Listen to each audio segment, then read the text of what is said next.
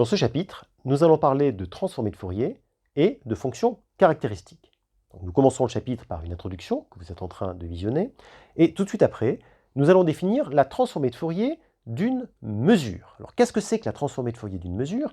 Eh bien, je prends une mesure et je vais lui associer une fonction. Alors, on verra comment on la définit. Cette fonction mu chapeau aura des propriétés très intéressantes, vous allez le voir. On appellera ça donc la transformée de Fourier de la mesure mu. Donc ça, ce sera une vidéo sur la transformée de Fourier d'une mesure.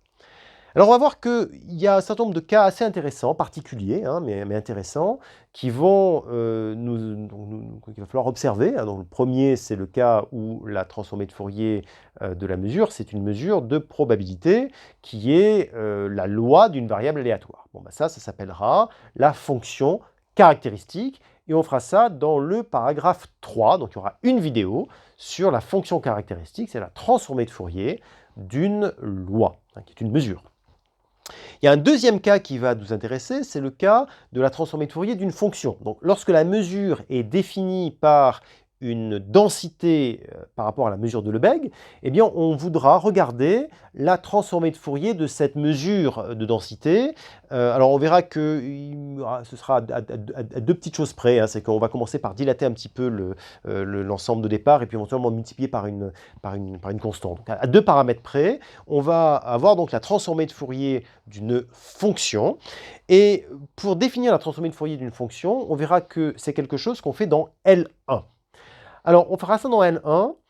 Ça sera donc la première vidéo sur la transformée de Fourier d'une fonction, mais on va être intéressé par le faire dans un ensemble peut-être un tout petit peu plus petit, mais qui nous permettra d'avoir un automorphisme, c'est-à-dire que la transformée de Fourier de la fonction restera dans l'ensemble et puis on va pouvoir revenir en arrière. Voilà.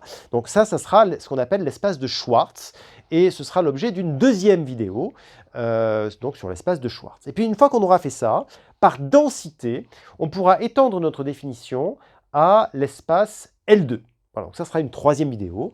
On étendra donc la transformée de Fourier pour les fonctions L2. Donc, in fine, on aura défini la transformée de Fourier pour les fonctions de L1, pour les fonctions de L2, et bien sûr, au passage forcément pour les fonctions de l'espace de Schwartz, espace qu'on reverra prochainement, d'ailleurs, lorsque nous nous intéresserons aux distributions dans le cours d'EDP, qui commence maintenant dans moins d'un mois. Alors, vous avez déjà entendu parler pas de transformée de Fourier, mais de série de Fourier. Il y a évidemment une question assez naturelle qui se pose, c'est quel est le lien entre les séries de Fourier et les transformées de Fourier. Alors, forcément, si vous avez une fonction périodique, et c'est le cas pour les séries de Fourier, on applique ça aux fonctions périodiques, on se doute bien que ça ne risque pas ni d'être dans L1, ni d'être dans L2. Bon, sauf si la fonction est identiquement nulle. Vous voyez bien pourquoi. Si vous avez une fonction périodique, elle ne peut pas être dans L1, elle ne peut pas être dans L2 non plus, ça ne va pas converger, l'intégrale ne va pas être finie.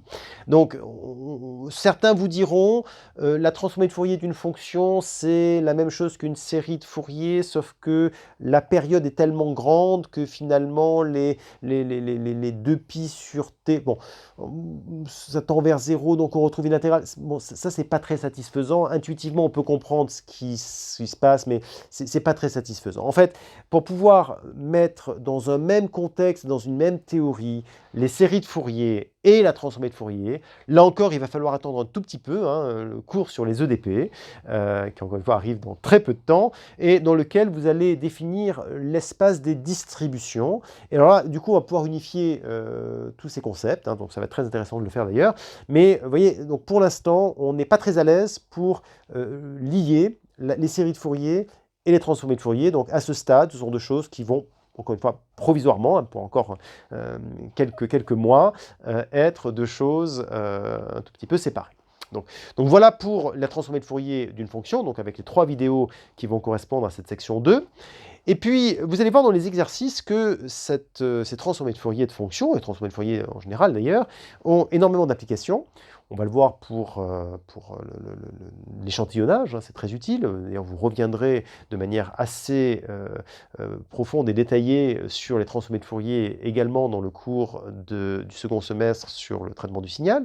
Et puis, on va le voir une application également en physique quantique. Hein. On va voir qu'on va démontrer le principe d'incertitude, qui, comme son nom ne l'indique pas, est un théorème, hein, et pas un principe, puisqu'on le démontre, donc c'est un théorème. Et en particulier, donc, on va voir qu'on peut démontrer ce sigma x, sigma p supérieur à h bar sur 2.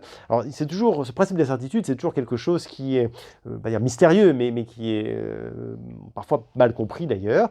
Et donc, pour venir nous éclairer, sans mauvais jeu de mots, sur ce principe d'incertitude, eh bien, nous aurons le plaisir d'avoir Jean-Michel Gillet avec nous, donc dans un complément, qui nous parlera à la fois du lien entre le cours de CIP et le cours de physique quantique que vous aurez au second semestre, et également nous expliquer ce principe d'incertitude. Donc ça, ce sera la dernière vidéo de ce chapitre, un complément avec Jean-Michel Gillet.